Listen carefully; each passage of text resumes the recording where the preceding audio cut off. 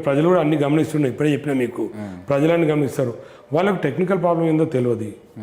వాళ్ళు ఏమనుకుంటారు, అరే ఈయన ఇంత కష్టపడుతున్నాడు, ఇంత సేవలు చేస్తున్నాడు, ఇంత తిరుగుతున్నాడు, ఏది ఆశించకుండా కూడా ఆయన ఎమ్మెల్యే టికెట్ రాకున్నా కూడా ఇంత సేవలు చేస్తున్నాడని చాలామందికి ఉంటుంది. కానీ వాళ్ళు అనుకునే దానిలో రాంగ్ ఉందని నేనేమనుకుంటలేను. వాళ్ళు అనుకునే తప్ప నేను ఏమనుకుంటలేను. టైం వస్తుంది దేనికే, కానీ టైం గురించి వెయిట్ చేయాలి. కానీ మనం ఇప్పుడు పార్టీని కూడా నేను లేదు కరెక్టే, వాళ్ళు అన్నది కరెక్ట్, నాకు పార్టీ ఏం చేయలేదు నేను అనలేను. నన్ను పార్టీ గుర్తిస్తుంది, పార్టీలో నాకు పొజిషన్ ఇస్తుంది. పొజిషన్ ఇచ్చింది కూడా ఇంతమంది ఇన్ఛార్జ్ నేను. ఇప్పుడు ఇన్ఛార్జ్ సిస్టమ్ లేదు. నేను Uppal Congress party constituency incharge నేను. ఇప్పుడు సిస్టమ్ లేదు కాబట్టి రేవంత్ రెడ్డి గారు వచ్చిన తర్వాత ఇన్ఛార్జ్ సిస్టమ్ వద్దు అనుకున్న తర్వాత నేను గమనుకుంటున్నా కాంగ్రెస్ నాయకుడినే పెట్టుకుంటున్నాను నేను.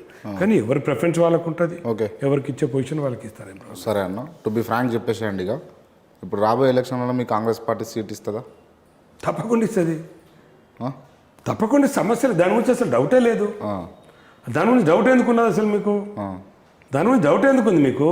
మీరు స్టడీ చేయండి. క్రాంతి గారు మీరు కావాలని మాట్లాడుతున్నాను నన్ను. మీరు స్టడీ చేయండి. మీరు స్టడీ చేయడం కాదు, కాంగ్రెస్ పార్టీ స్టడీ చేస్తుంది. మీరు అనుకున్నట్టు లేదు.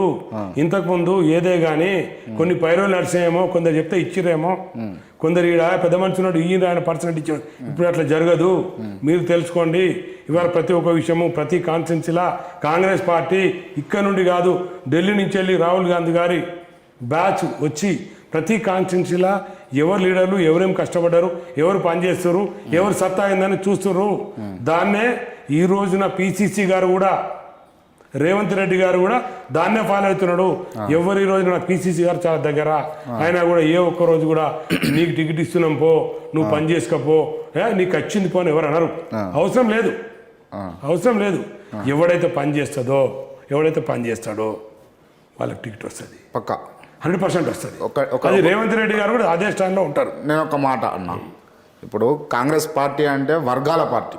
మీరు అవునన్నా కాదన్నా, రేవంత్ రెడ్డిది ఒక వర్గం, కోమన్ రెడ్డి వెంకరెడ్డిదో వర్గం, ఉత్తమ్ కుమార్ రెడ్డిదో వర్గం, ఇంకో ఆయనదో ఇట్లా వర్గాలే ఉంటాయి కాంగ్రెస్ పార్టీలో. ఈ విషయం పక్కన పెడితే ఉప్పల్ నియోజకవర్గం నుంచి ఇప్పుడు దాదాపు ఒక ఏళ్ళ మీద లెక్క పెట్టవచ్చు కాంగ్రెస్ నాయకులు. ఎవరి నుంచి నాకు అవసరం లేదు, ఎవరైందనేది అందరికి తెలుసు. నాకు ఎవరైందనేది నాకు అనవసరం. నేను కొన్ని విషయాలు మాట్లాడా. ఎందుకు మాట్లాడంటే అవసరమైన విషయాలు, నవ్వుకునే విషయాలు మాట్లాడద్దు. ఎవరైందనేది ప్రజలకు తెలుసు, ఎవరైందనేది సర్వే ఉంటుంది, ఎవరైందనేది పిసిసి గారు తెలుసు, ఎవరైందనేది ఢిల్లీ వాళ్ళు చేస్తున్నారు. మనం ఎప్పుడైనా మెరిట్లే పోవాలి. నేను ఒకటి నా పిసిసి గారికి చెప్పిన, నేను మా పిసిసి గారికి, నాకు టికెట్ అడిగితే పైరుతో ఇవ్వద్దు, నా దగ్గర దమ్ముంటేనే ఇవ్వాలి, నేను గెలుస్తా అంటే నాకు టికెట్ ఇవ్వాలి, నేను గెలవంటే నేను టికెట్ అడుగు అని చెప్పిన. నేను ఎవరు చెప్పేవారికి 119 కాన్స్టిట్యున్సీలలో ఏ ఒక్కరు కూడా పిసిసి గారికి చెప్పలే. నేను చెప్పిన మా పిసిసి గారికి, అన్నా నేను నిన్ను టికెట్ అడిగా, నా సత్తా ఉంటే ఇవ్వాలి, నా దమ్ముంటే ఇవ్వాలి, నేను గెలుస్తా అంటేనే ఇవ్వాలి, నీ అన్ని సర్వేలలో వస్తేనే నాకు ఇవ్వాలి. నేను లేననుకో నాకు ఇవ్వద్దు, నేను తీసుకోను, నాకేదు. ఓకే, మీకు వ్యక్తిగతంగా అంత భరోసా ఉన్నదన్న? కాంగ్రెస్ పార్టీ నమ్మాలి కదా. కాంగ్రెస్ పార్టీ తప్పకుండా నమ్ముతుంది. ఇంతకుముందు లాగలేదు. కాంగ్రెస్ పార్టీ కూడా మీరు అనుకున్నట్టు కొన్ని ఉండొచ్చు, ఎందుకంటే ఇట్స్ ఏ నేషనల్ పార్టీ. దీనిలో కొన్ని పబ్లిక్ కూడా అనుకుంటారు, మీరు అనుకుంటే తప్పు ఉంది అంటలేను. బట్ అట్లా కాదు. ఈసారి కంపల్సరీ ఇక్కడ జెండా ఎగరేయాలి, అందరు ఒకటి కావాలి.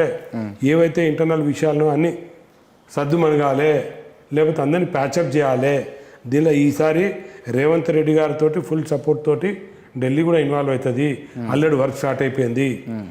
చిన్న చిన్న విషయాలు ఉన్నాయి, చిన్న చిన్న మిస్అండర్స్టాండింగ్స్ ఉన్నాయి. నేను ఇంతమంది చెప్పినా అవన్నీ సర్దుమనుగుతాయి, అదేం ప్రాబ్లం లేదు. మొత్తానికి 2023 కాంగ్రెస్ పార్టీ అధికారంలోకి వస్తుంది. రాగి లక్ష్మారెడ్డి ఉప్పల్ నుంచి ఎమ్మెల్యే అవుతాడు, పక్కా. రాగి లక్ష్మారెడ్డి ఉప్పల్ ఎమ్మెల్యే, అది నా ఉద్దేశం. ప్రజలు కోరుకుంటుంది కూడా అదే. కానీ ప్రజలు కోరుకోవాలి, ప్రజలు కోరుకుంటున్నారు. ప్రజలు కోరుకున్నట్టు నేను వాళ్ళకి సేవలు చేస్తా. నా సేవలు ఆపేదేం లేదు, ప్రజలు నమ్ముకుంటాను. నేను ఇందాక అడగాల్సి ఉండే ఈ ప్రశ్న కానీ కొంచెం వేరే టాపిక్లోకి వెళ్ళిపోయింది. విషయం ఏంటంటే టీఆర్ఎస్ ఎమ్మెల్యేలతోటి మీకు మంచి సంబంధాలు ఉంటాయట, నిజమేనా? తప్పేం లేదు. ఇప్పుడు నేను 25 సంవత్సరాల నుంచి వెళ్ళి నేను బిజినెస్ పాలిటిక్స్లో ఉన్నా. నేను ఒక 40 సంవత్సరాల నుంచి 35 సంవత్సరాల నుంచి బిజినెస్లో ఉన్నా. నేను రాజకీయము ఒక పక్కన, ఫ్రెండ్షిప్ ఒక పక్కన. ఒక ఇంట్లో ఇద్దరు అన్నదమ్ములు ఉంటారు, ఒకరో పార్టీలో ఉంటారు, ఇంకొక పార్టీలో ఉంటారు. రాజకీయం వేరు. నేను చాలామంది నాకు పరిచయాలు ఉన్నది వాస్తవమే, అన్ని పార్టీలలో ఉంటారు, ఆల్ పార్టీస్లలో ఉంటారు. అయితే రాజకీయంలో బీజేపీ వాడు, టీఆర్ఎస్ వాడు, కాంగ్రెస్ వాడు అనేది ఏమి ఉండదు. జనరల్ రాజకీయంలో ఉంటుంది. కానీ నీకు కలిసినప్పుడు, ఒక పరిచయం ఉన్నప్పుడు, ఒక ఫ్రెండ్షిప్ ఉన్నప్పుడు అది వేరు. దాన్ని రాజకీయంతో మనం ఇప్పుడు ఇలా ముఖ్యమంత్రి గారు ఉన్నారు చంద్రశేఖరరావు గారు, అన్ని పార్టీలతో క్లోజ్గా ఉంటాడు, వేరే పార్టీతో ఎక్కువ క్లోజ్గా ఉంటాడు. ఆయన కాంగ్రెస్ సంబంధాలు ఉన్నాయి, టీడీపీ సంబంధాలు ఉన్నాయి, బీజేపీ సంబంధాలు ఉన్నాయి, టీఆర్ఎస్ అయితే ఆయన సంబంధాలే. సో ఆయన కలిసి ఉంటాడా? కలిసి ఉంటాడు కదా, తప్పేముంది? రాజకీయం వేరు, ఫ్రెండ్షిప్ వేరు. నాకు చాలామంది పరిచయాలు ఉన్నారు.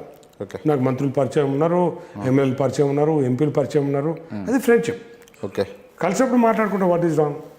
ఒక పార్టీ ఉంటుంది, కలుసుకుంటాం, మాట్లాడుకుంటాం వాట్ ఈజ్ రాంగ్. ఓకే, మా కాంగ్రెస్ పార్టీ గురించి వాళ్ళు మాట్లాడితే తప్పవుతుందేమో, కానీ అందరితోటి మాట్లాడుకుంటారు. ఇదే మంత్రులు ఉన్నా, ఇదే ఎమ్మెల్యేలు ఉన్నా, ఇష్యూ వచ్చినప్పుడు మళ్ళీ ఇష్యూ మీద మాట్లాడాల్సి వస్తుంది. ఇప్పుడు నేను ఇప్పుడే చెప్పాను మీకు, సుభాష్ రెడ్డి గారు నాకు 35 ఏళ్ళ పరిచయం, మేము మిత్రులం కూడా.